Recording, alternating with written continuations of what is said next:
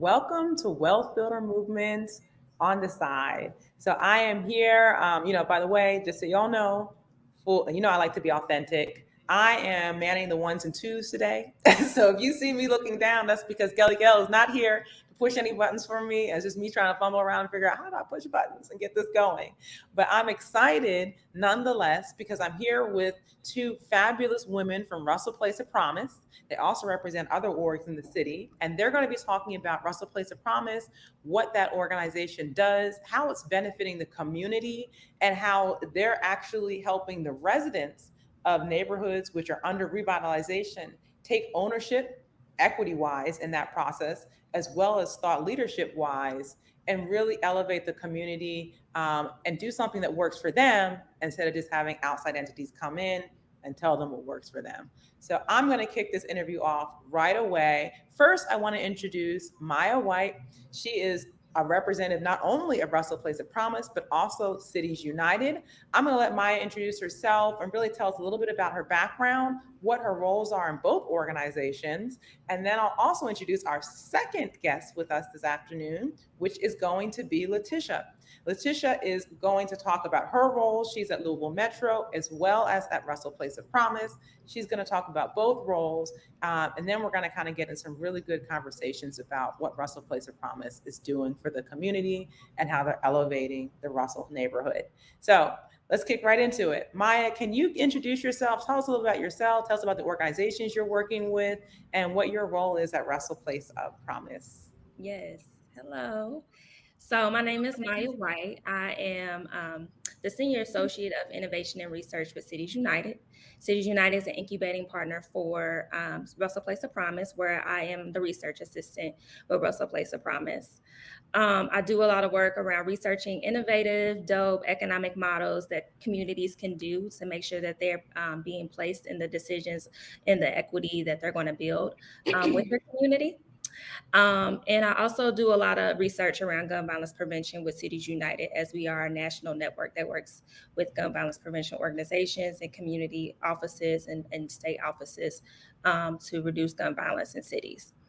And so I make those connections between economic development and gun violence prevention.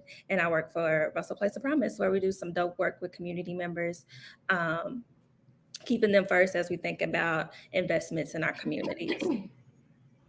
Wonderful. And Letitia, can you give us an explanation of your role, not only at Russell Place of Promise, but Louisville Metro, and some of the things even more specifically you're doing at Russell Place of Promise? Yes, my name is Letitia Buckner. I am the project manager of workforce and business development at Russell Place of Promise. Within my role, within our relationship between Cities United and Louisville Metro government, I'm on the place side. So a lot of the things I do in my role entail a lot of strategy building, as well as connecting opportunities for residents in Russell around workforce development opportunities, around business development, and continuing those existing efforts within Russell, getting employers to hire within Russell. So that's pretty much what my job entails. Wonderful. So at the Wealth Builder Movement, we believe wealth, we don't just believe, but we know it. Wealth is built three key ways here in the United States of America. You're either doing real estate investment, you're building it through entrepreneurship, or you're predominantly building it through stock market investments. And of course, there could be other non-traditional investments. We know there's many ways to build wealth, but those are the three key ways. What I love about Russell Place of Promise is looking at two of those ways very heavily, which is very different than most nonprofit orgs that come into a community. They're dealing specifically not only with providing resources to the residents, but actually building wealth in terms of real estate and entrepreneurship. So Letitia Buckner, I want you to start us off. And can you tell us a little bit about the entrepreneurial aspect of wealth building that Russell Place of Promise is involved in?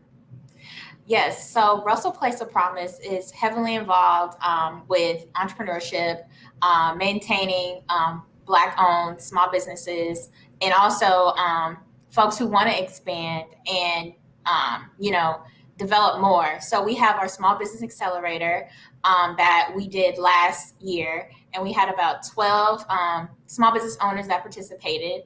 to receive, services within, help with, marketing, legal services, back of office services. So just those things to maintain and compete with also, non-Black businesses. So those are the type of things that we offer in terms of development and opportunities for entrepreneurs and business owners. Wonderful. And Maya, I would love to hear more about what you all are doing in terms of real estate and allowing the community members to build wealth by ownership of real estate. And I know there's two key ways. I know you guys have owner occupied residences and buildings, and then there's also the community land trust. Could you talk about those two initiatives? Well, we also have a project manager that's doing housing, and she's creating a home buyers club, partnering with different housing developments in the Russell neighborhood that's doing that work to make sure that we're increasing home ownership in Russell. Um, what we're not exactly doing the home owning experience just yet. What we're now in is we're in our incubation phase, and so we are going to implement some work groups with community members and people who are technical assistants in different of our wealth building pathways. And one of those is housing, workforce development, and community ownership. And what we research together in our work group for housing decides on what we'll do in regards to the housing issue that we have in Russell. And so one of those things is the community land trust. We have been studying that for about a year.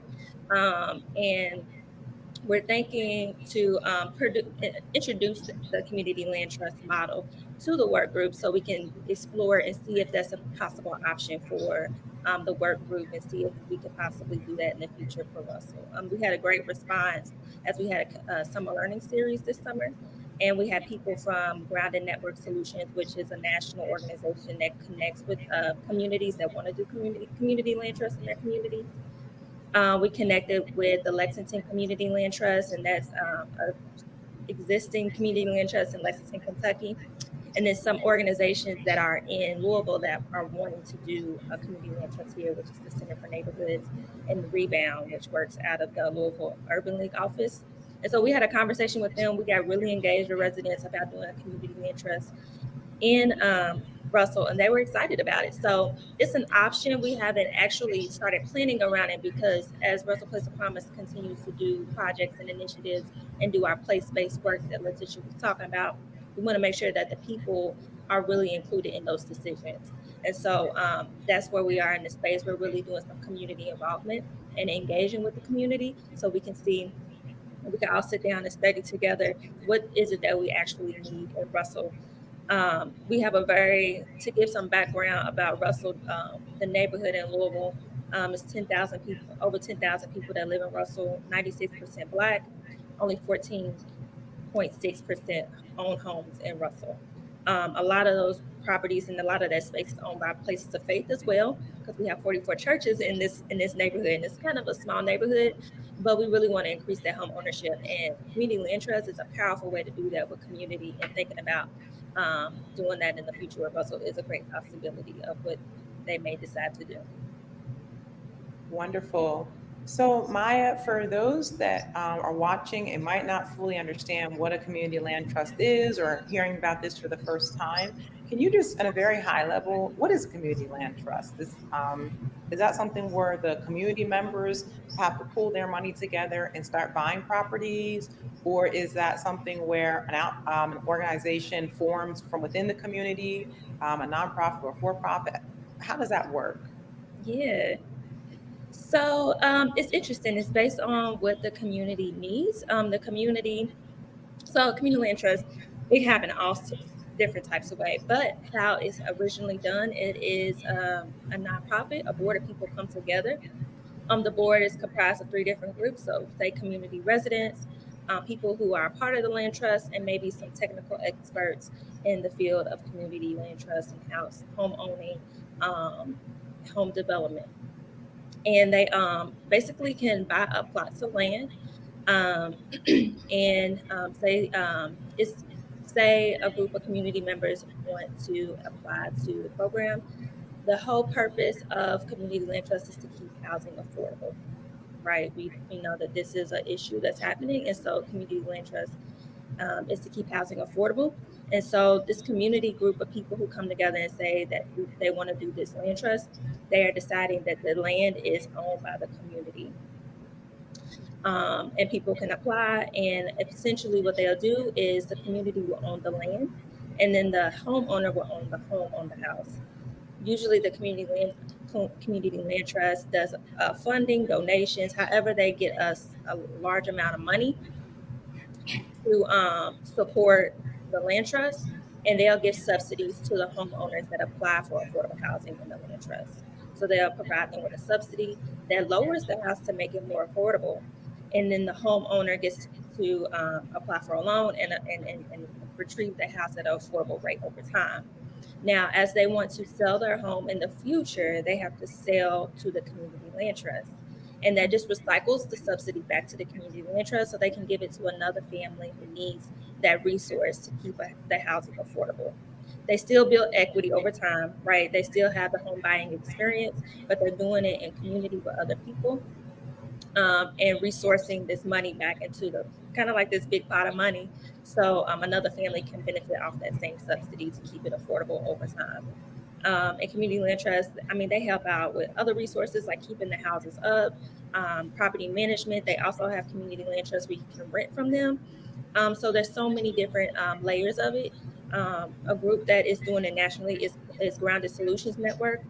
And they work really tight with different community land trusts and people who are inquiring about it to make sure that they're on the right track, to making sure that those lines are addressed as they're thinking about keeping things affordable and thinking about funding and thinking about community voice at the center of that community need for affordable housing. Wow, that's great. Something I want to ask both of you actually, and you all can just kind of trade off as you see fit, is how do so often our communities have been just entirely devastated by systemic racism, and then just good old fashioned overt racism.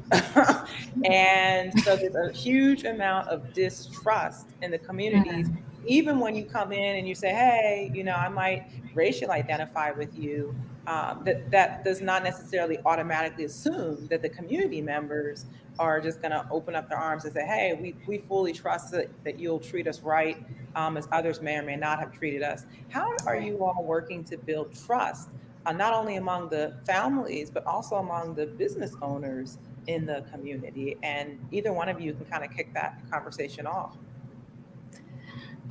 Yeah, so in terms of maintaining those relationships with business owners, we talk to them. We want them to know, hey, this is the issue we're having with employment in, Russell, and how can we come to an agreement? What can you do to reach out to residents?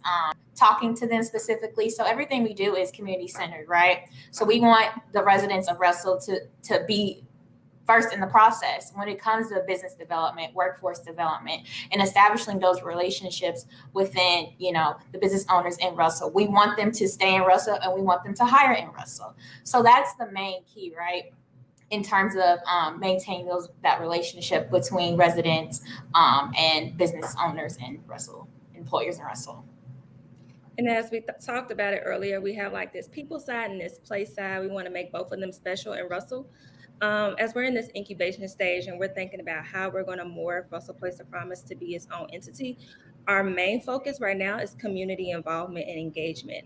We're building relationships every week within especially on our people side, as we're thinking about how we're connecting with them, we're canvassing, we're giving them, we're sharing resources and information about what's going on in our community. We're studying together, we're studying community land trusts, we're studying cooperatives and guaranteed income.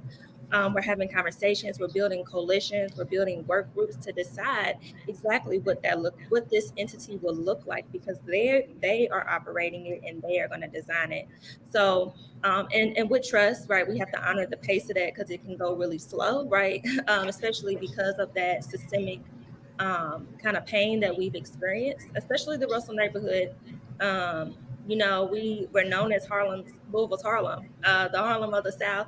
We were known to have all of these thriving businesses at one point in time. And so, because of urban renewal and systemic racism and imperialism, that they were wiped out, and no more investment went into the community until now when people are deciding to do things. And so as Russell Place of Promise, we're acting as the gap fillers, the connectors. Um, what else do we say? We're the gap fillers. We the connectors. We are Accelerators. the accelerators. We are with the people, and we have no shame for that because we want to keep us first, keep our people first, as we're thinking about those place things, those place-based strategies that we're thinking about in our future, so we can communally own that together. Wow, that's really amazing. I love that model. I know we only have a little bit of time left, but I also wanted to just hear from both of you. I mean, you're doing this work, it's not easy work to do. You're trying to fight against systemic things. At the same time, you're trying to, you have a great heart and a passion for the community members, which anytime you're passionate about something, anytime you have a heart, anytime you're extending love into a situation, that in and of itself can pull a lot from you. So how did each of you, and I guess I'm going to probably start with Letitia. Maybe I'll start with you. How did you get into this work? And is there any advice that you can give to other individuals who say, hey, as many cities do, we have a neighborhood or neighborhoods in our city that have been marginalized, underserved. We want to, we love what we're hearing from you. We kind of want to replicate that. I'm just an individual. What would you recommend to them based off of your journey to doing this role and being involved in this work? Yeah, so I started out actually post college, undergrad, as an AmeriCorps Vista. So I came home from college and decided to serve my community doing AmeriCorps. And for folks who aren't familiar with AmeriCorps, it is a national service program. So it's kind of like Peace Corps, but it's domestic service. So you serve a year within the states. And so I decided to do AmeriCorps Vista for 3 years, working with the initiative out of the mayor's office around education attainment, higher education. And so that's kind of where I started my journey with community engagement. I also worked on some political campaigns, organizing work, community organizing work. So just really having a passion for people and centering people is very important to me. That's kind of where I started off.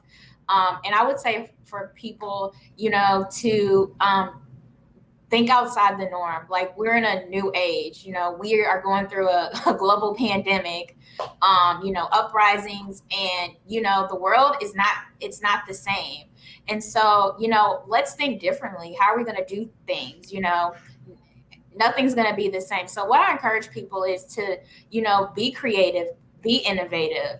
We need new things, obviously, to better our society. So that's the advice I will give to people. So Wonderful. And Maya, the same question for you. Can you tell us about your journey? And then also, can you tell us about, some advice you have for others? Yeah. So I always kind of just wanted to do my own thing. I always went against the status quo. And as Letitia was talking, we're in this new world, we're in this new normal, and we're not going back. And so as we're thinking about where we're going forward, we always have to do something creative, something different. We have to get our minds constructive on thinking about how can we create the world that we want, and with Black people at the center of it. And so I created my own major in undergrad. I studied Black people, I studied Black women, I studied Black girls and children development. And I just always seen some spark and some energy around what Black feminists and Black young people were doing. And so that always gave me the encouragement to think outside the box. And never did I think I was going to be studying economic models like community land trust and cooperatives and guaranteed income, but I'm here and I love it. And I love to understand these new ways of doing new lives, right? Going outside the status quo.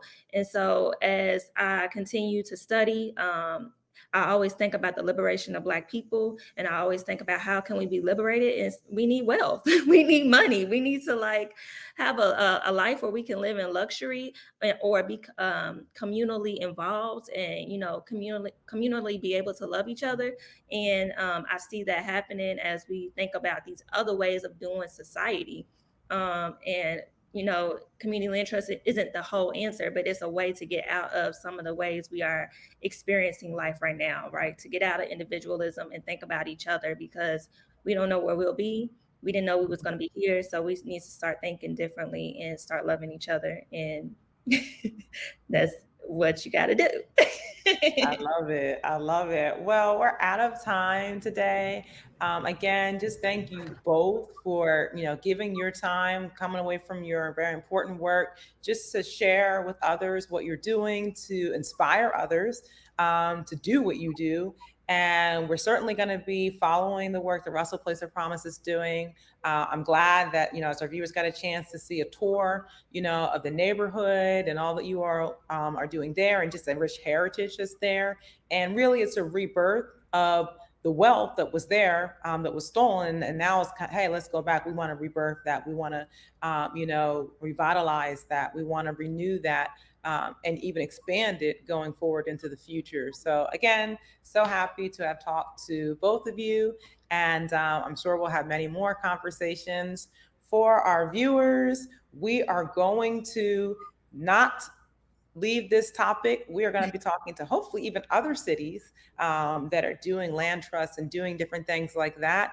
And my hope is that we can really fully move forward with building wealth from a collective perspective. That's something that we always are talking about here at Wealth Builder Movement. Wealth is a group activity, and no better group than a community group, right? A community of families. So please stay tuned for more programming for us. The week is not over. Tomorrow, we will be in another historical neighborhood, Smoketown neighborhood, where they also are talking about how they can increase family value through real estate locally there, as well as celebrating the heritage of that community and really shining a light on, what I consider atrocities. Anytime you're talking about robbing a neighborhood from its wealth, you're talking about underserving of a neighborhood, the intentional systemic racism against a neighborhood. We're going to be talking about that, but more importantly, we're talking about, hey, what can we do and what can we demand to right those wrongs? And again, just celebrating the heritage of the people in that community and all the wonderful things that are in that community. So two great communities, Smoketown, Russell neighborhood, both here in Louisville, Kentucky. And we'll see you all again tomorrow. Thank you.